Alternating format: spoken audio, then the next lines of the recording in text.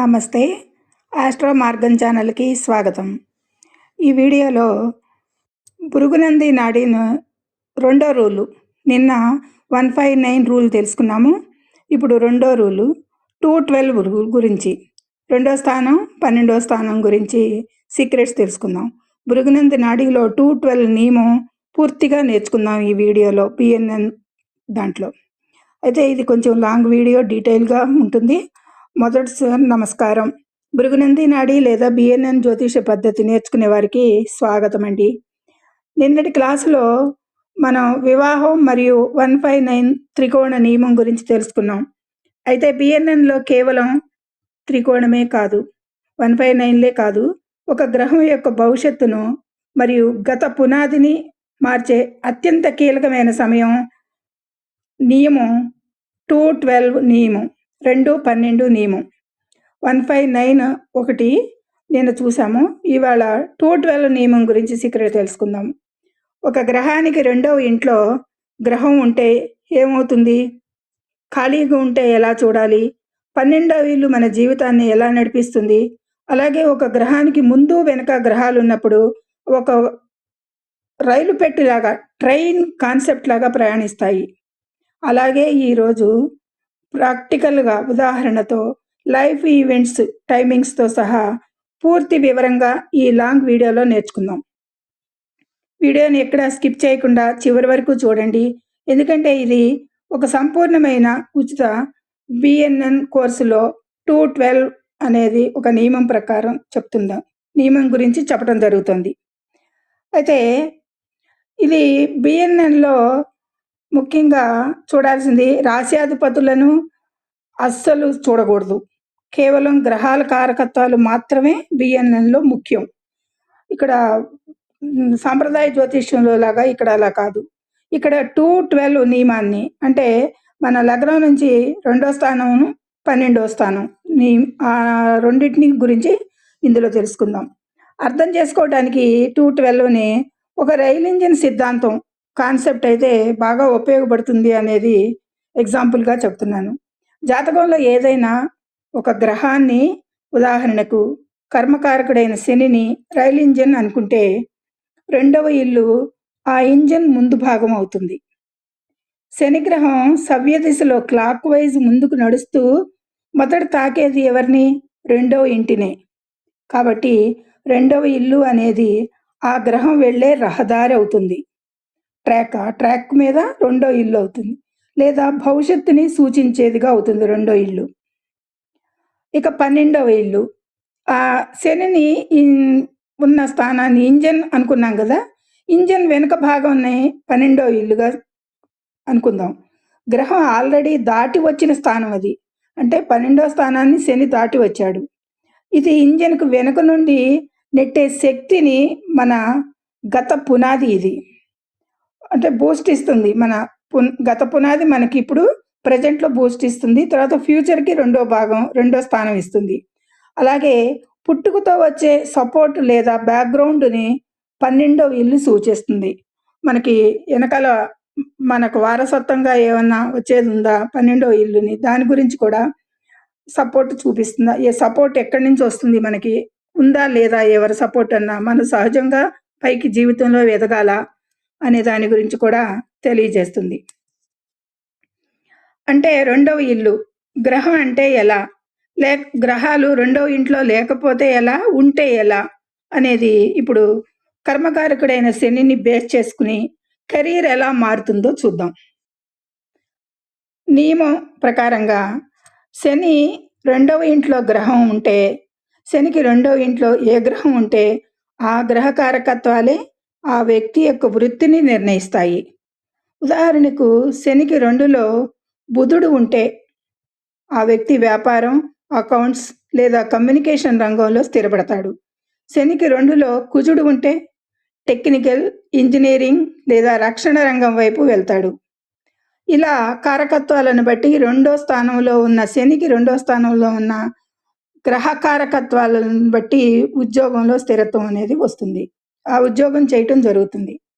ఇక నియమానికి శనికి రెండో ఇల్లు ఖాళీగా ఉంటే, ఒకవేళ ఏ గ్రహం లేకపోతే చాలామంది ఇక్కడే కంగారు పడి రాస్యాధిపతిని వెతుకుతుంటారు. ఆ రాస్యాధిపతి ఎక్కడ కూర్చున్నాడో అన్నట్టు.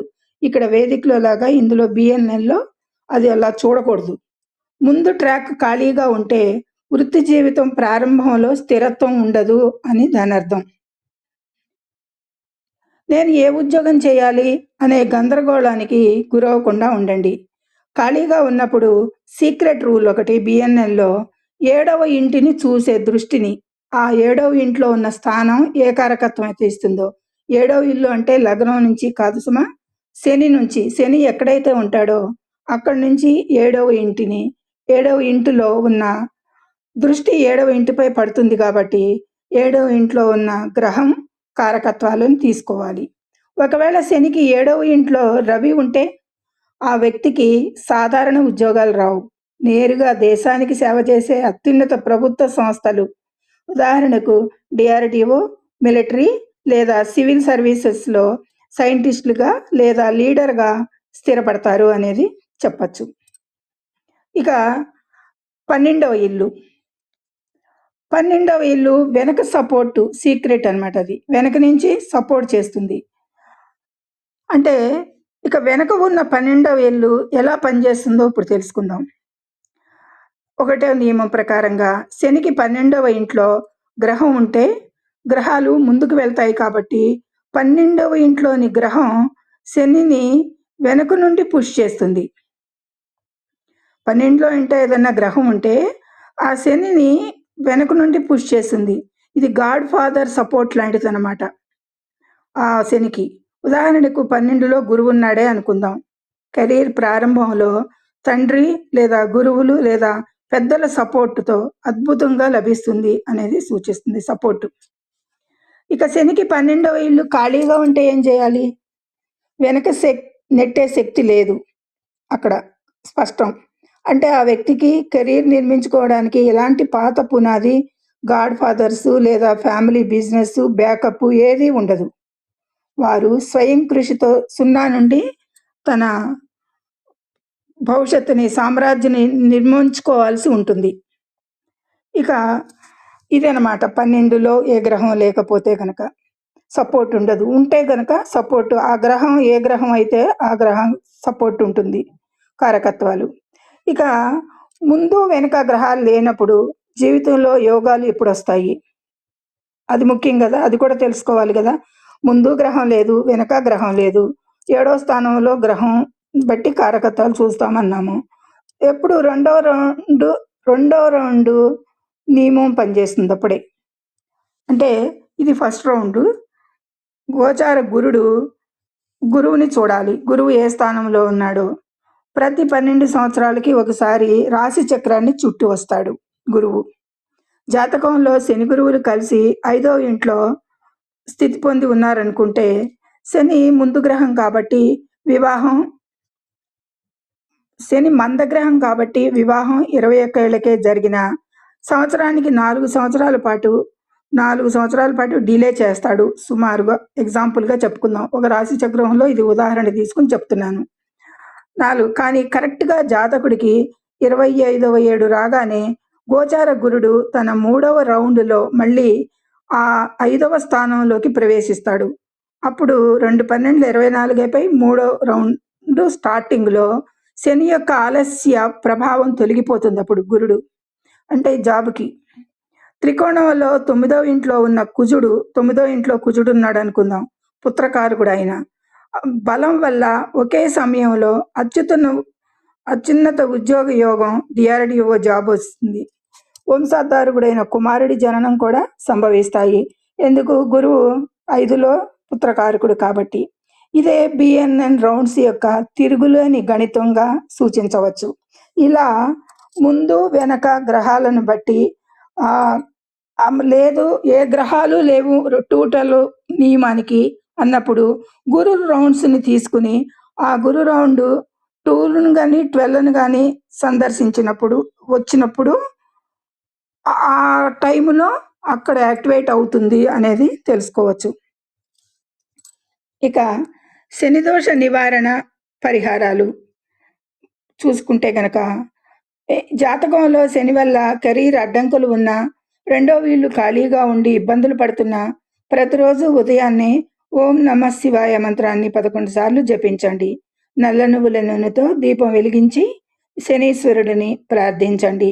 అడ్డంకులన్నీ తొలగిపోతాయి అనేది సూచించటం.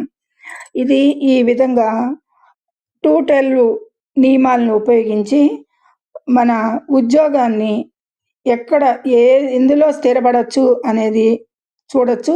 ఏ టైంకి అనేది గురు రౌండ్స్లో కూడా చూపిస్తుంది.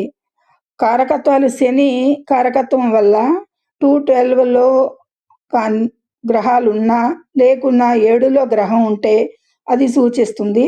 లేదు 3ట్లోనూ గ్రహాలు లేవు అనుకుంటే గురు రౌండ్స్లో తిరిగి వచ్చే సమయానికి ఆ గ్రహాలని ఆ స్థానాలని టచ్ చేసినప్పుడు గురువు దాటినప్పుడు అప్పుడు ఉద్యోగ ప్రాప్తి అనేది కలుగుతుంది అనేది స్పష్టంగా ఇక్కడ ఎగ్జాంపుల్ ప్రకారంగా చెప్పుకున్నాము. ఒక జాతకురాలికి 5లో శని గురువులు ఉన్నారు, 9లో కుజుడు, 11లో సూర్యుడు. ఇప్పుడు ఇది 159 ప్రకారంగా కూడా జాబ్ ఉద్యోగానికి అవకాశమే. కానీ 212 నియమం చూద్దాము. శని 5లో ఉన్నప్పుడు 6లో గ్రహం లేదు, ఇక్కడ 12లో గ్రహం లేదు, 7లో సూర్యుడు ఉన్నాడు. సూర్యుడు గవర్నమెంట్ అధికారిత్వానికి అధికారిక జాబ్కి అర్హత ఇస్తాడు. సో కాబట్టి ఇక్కడ శని గురువులు సూర్యుడిని చూడటం మూలంగా 212 పని చేయకపోయినా గ్రహాలు లేకపోయినా శని దృష్టి 7 మీద, శని నుంచి 7వ స్థానం అంటే ఆ జాతకురాలకి 11వ స్థానంలో సూర్యుడు ఉండటం మూలంగా అక్కడ సూర్యుడు కూడా లేడు అనుకోండి, అప్పుడు గురు రౌండ్స్ని తీసుకోవాలి. గురు రౌండ్ కానించి తీసుకుని 12 సంవత్సరాలకి ఒక స్థానం, ఇంకో 12 సంవత్సరాలకి ఇంకో స్థానం జరుగుతుంది. అక్కడ అప్పుడు ఆ టైంకి దాటిన తర్వాత 3rd రౌండ్లో ఉద్యోగం రావటం జరిగింది ఈ జాతకురాలకి. అయితే అక్కడ సూర్యుడు లేడు కూడాను. చూద్దాము. 212లో ఎవరూ లేరు. గురు రౌండ్స్ తీసుకోవాలి. గురు రౌండ్స్ తీసుకున్నప్పుడు 5లో గురువు 2వ డిగ్రీ దగ్గరే ఉన్నాడు. సపోజు ధనుసు రాశిలో ఉన్నాడు. ధనుసు నుంచి మకరానికి వెళ్ళేసరికి 12 సంవత్సరాలు లేదు, మళ్ళీ ధనుసుకు తిరిగి వచ్చేసరికి 12 సంవత్సరాలు. మళ్ళీ 12 సంవత్సరాలకి జాబు వయసు లేదు కాబట్టి మళ్ళీ 12 సంవత్సరాలు తిరిగి రావాలి. అప్పుడు శనిని దాడతాడు. 3వ రౌండ్ స్టార్ట్ అవ్వాలి. శని 2 డిగ్రీలు దాటిన తర్వాత ఈ జాతకురాలకి జాబుకి అర్హత వస్తుంది. ఆ ప్రకారంగా కుజుడు అక్కడ ఉన్న శని గురుకి 159 మళ్ళీ టచ్ రావటంతో అక్కడ 9థ్లో ఉన్న కుజుడు డిఫెన్స్ రీసెర్చ్ దాంట్లో జాబ్ రావటానికి ఇక్కడ అనుకూలమైంది. ఇది 212 రూల్ని ఇంత ఈజీగా పట్టుకుని ఉద్యోగం ఎందులో స్థిరపడవచ్చు, ఎందులో వస్తుంది అనేది కూడా, ఏ సంవత్సరానికి ఏ ఏజ్కి వస్తుంది అనేది బిఎన్ఎన్లో గురు రౌండ్స్ ప్రకారం ఆ కారకత్వ శని ప్రకారంగా కూడా మనం నిర్ణయించవచ్చు ఈజీగా అనేది ఇందులో నేర్చుకున్నాం. ఈరోజు క్లాస్ మీకు ఎలా అనిపించిందో కింద కామెంట్ చేయండి. మీ జాతకంలో శనికి 2వ ఇంట్లో ఏ గ్రహం ఉందో రాస్తే నేను దానిని రిప్లై ఇస్తాను. దానికి నాడీ జ్యోతిష్యం ఇలాగే ఉచితంగా స్టెప్ బై స్టెప్ నేర్చుకోవడానికి ఇప్పుడే మన ఛానల్ని సబ్స్క్రైబ్ చేయండి, లైక్ చేయండి. ధన్యవాదములు. మరొక చిన్న విన్నపము, ఈ వీడియో మరొకసారి వినండి. అర్థం కాకపోతే 212 రూల్ ఈజీగా అర్థమైంది. ముందు వెనక గ్రహాలు ఎవరు లేకుంటే 7వ స్థానం, శని నుంచి 7వ స్థానంలో ఉన్న గ్రహం వల్ల ఏర్పడుతుంది అనేది చెప్పచ్చు. లేదు 3ట్లోనూ లేదు అని అనుకున్నప్పుడు గురు రౌండ్స్ని తీసుకోవడం జరుగుతుంది. అలా చేసి నిర్ణయించాల్సి ఉంటుంది. సర్వే జనో సుఖినో భవంతు. అర్థమైందని అనుకుంటున్నాను. మీ ప్రశ్నలను కామెంట్స్ రూపంలో పెట్టండి. మీకు శని ఏ స్థానంలో ఉన్నాడో ఇక్కడ అనేది మీ చార్ట్ ప్రకారంగా కామెంట్స్ రూపంలో పెట్టండి, రిప్లై ఇస్తాను. దాన్ని బట్టి మీకు 2వ స్థానంలో ఏ గ్రహం ఉంది, 12లో ఏ గ్రహం ఉంది, లేదా 7లో ఏ గ్రహం ఉంది, దాన్ని బట్టి మీకు ఏ జాబు అనేది సూచించవచ్చు. రిప్లై ఇస్తాను తప్పకుండా. సర్వే జనో సుఖినో భవంతు. జై శ్రీరామ్.